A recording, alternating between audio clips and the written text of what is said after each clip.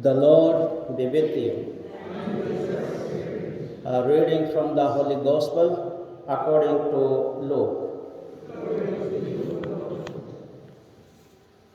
Chapter 2, verses 41 to 52. The parents of Jesus went to Jerusalem every year at the feast of the Passover. And when he was 12 years old, they went up according to custom. And when the feast was ended, as they were returning, the boy Jesus stayed behind in Jerusalem. His parents did not know it, but supposing him to be the group, they went a day's journey. But then they began to search for him among their relatives and acquaintances. And when they did not find him, they returned to Jerusalem, searching for him. After 3 days, they found him in the temple, sitting among the teachers, listening to them and asking them questions.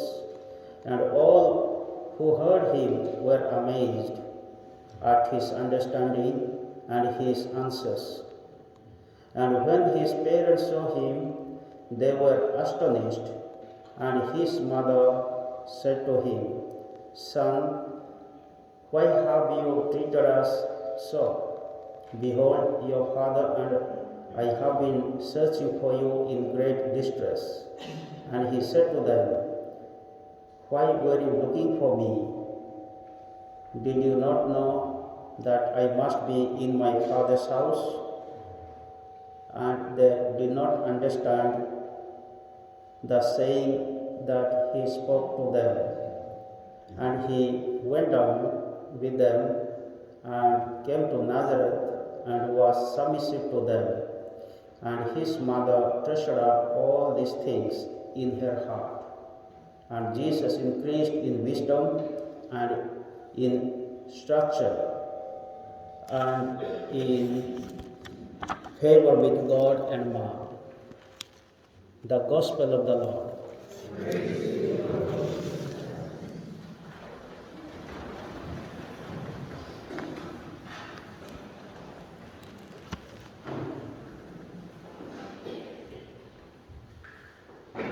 Today we are celebrating the feast of the Holy Family of Jesus, Mary and Joseph.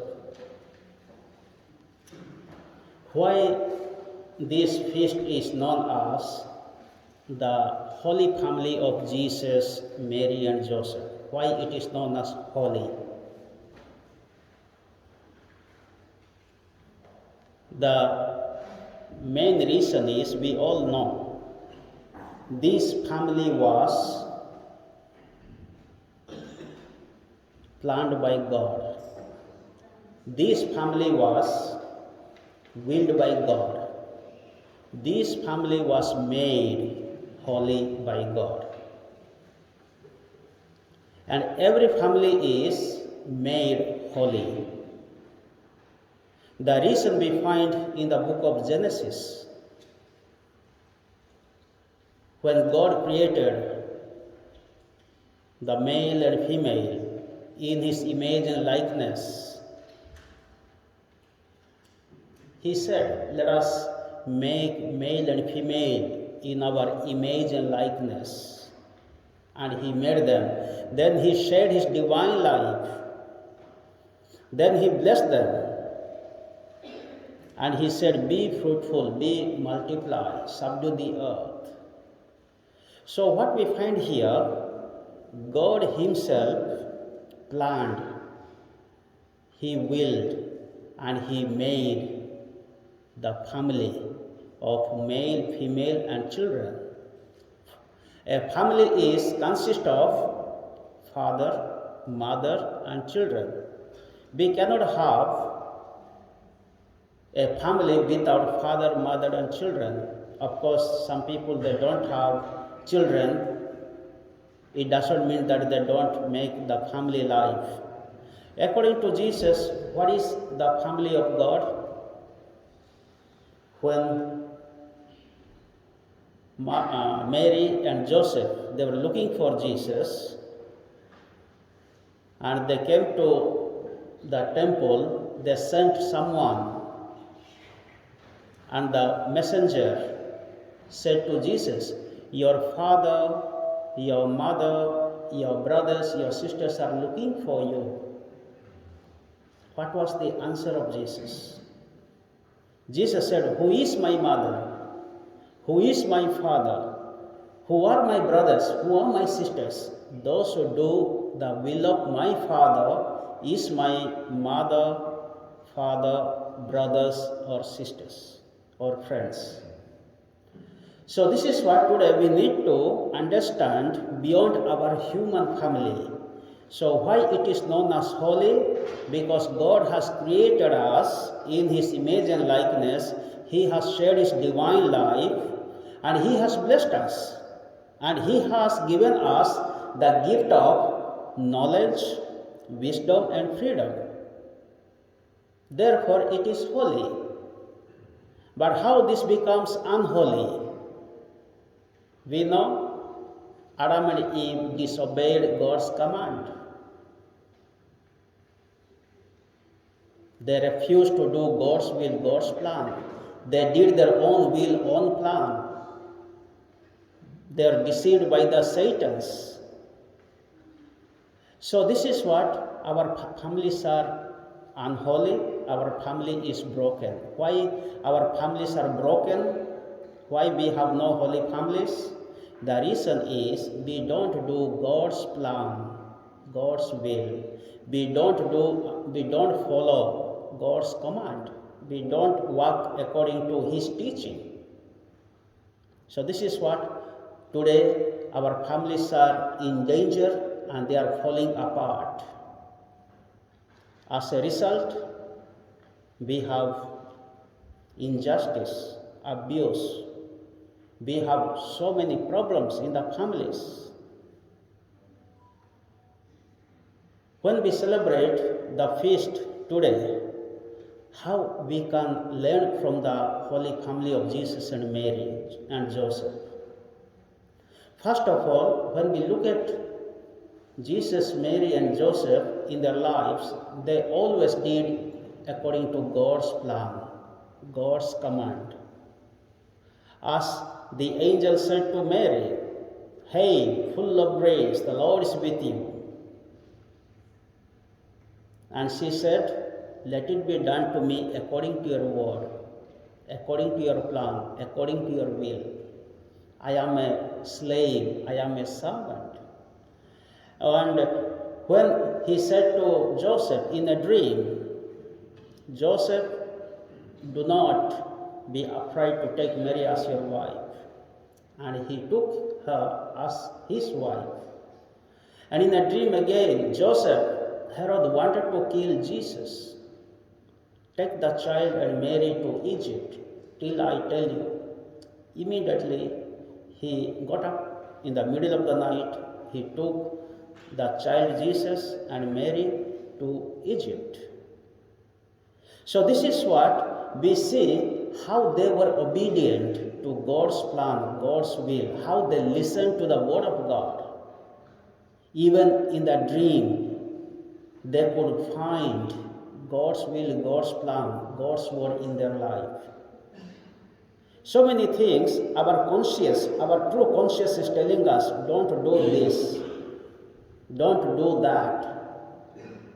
But because of our selfishness, because of our self-interest, because of our indulgence, we don't listen to our self-conscience. So God is speaking us through many people. God is speaking us through dreams, in our dreams. Even God can speak to us through our self-conscience. If there is a true self-consciousness, we know what is good, what is bad. So that is what God has given us, knowledge and wisdom to distinguish between good and evil. And freedom is there to control. Even we may go away from God, even we are going to do something bad, freedom is there to control. So God has given us these gifts of knowledge, wisdom, and freedom. How do we make use of our knowledge, wisdom, and freedom today? So today we see violence, war, death, murder, injustice, separations, divorce. So there are so many things happening. Why? The reason is we don't do God's plan, God's will, and we don't walk in His path, in His way. We don't listen to Him. That is what all these problems are happening. So in the first reading, beautifully, according to the book of Sirach, says how we can have a good family. In the book it is written, love your parents, love your father and mother. Those who have fear in God, they will love their parents. So today, how many of us are loving our parents? Once the parents are elderly or old, they are rejected. They are kept outside. Even they don't keep in their own homes. They are put in the nursing homes or some other place. The fourth commandment, honor your father and mother. What does it mean? Honor your father and mother. So that means, how do we give respect to our parents? Do we obey our parents? There are many good parents are there. In the same time, there are also many bad parents are there. But if they are good, if they are telling us something, we need to listen to them. We need to respect them. We need to look after them. In the second reading, beautifully St. Paul writes to the Colossians how to have a Christian family, a good family, a holy family. Put on clothes with compassion, kindness, gentleness, patience, love, forgiveness. Put on clothes with all these things. Bear with one another in patience. Love one another. Forgive each other. So do we practice all these things in the family? Instead of love, we see hatred. Instead of compassion, there is cruelty, violence.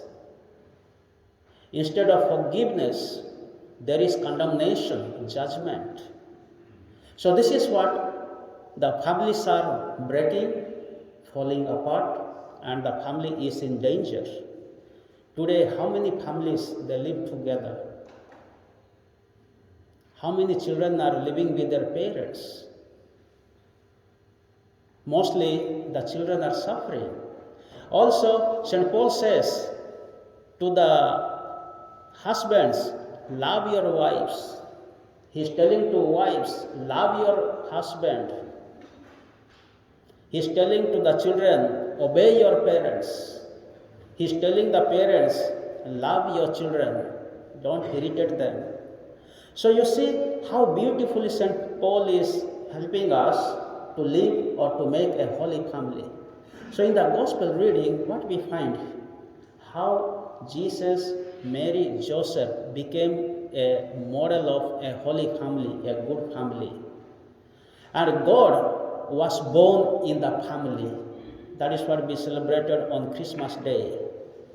When we see the family who was born, God Himself was born in the family. So the family is the basis of our human life. If you want to have the good society, good church, good countries, we need to have good family. So from the good family, good people will be brought up. They will be born. They will come out. Most of the time, parents are not the model for the children. They don't look after, somebody will look after my children. This is what sometimes we think. So mostly we think that when my children are going to the school, they will learn everything. This is what we understand. When they will go to the college, university, they will learn everything. Children will learn knowledge from the school, college, and university. But the family values like love, compassion, kindness, mercy, forgiveness, patience, understanding, unity, they will learn from the parents. Once the child is even in the womb, how the mother is treated, how the child is treated after his birth. So the family values are very, very important to shape a person. So that is what today we don't have many good leaders in the countries or good leaders in the families or in the church. So this is what family is very, very important today. And today, in today's world, very especially, the broken families that we all face, how our children are living, how we live, we all experience. So let us pray today on this feast that we may experience God's loving protection in our families. God Himself made the family. God Himself dwells in the family. And God was born in a family. So family is very, very important. How much do we pray together in the family? There is a saying, the family prays together, they stay together. Why we are not staying together? Because there is no prayer.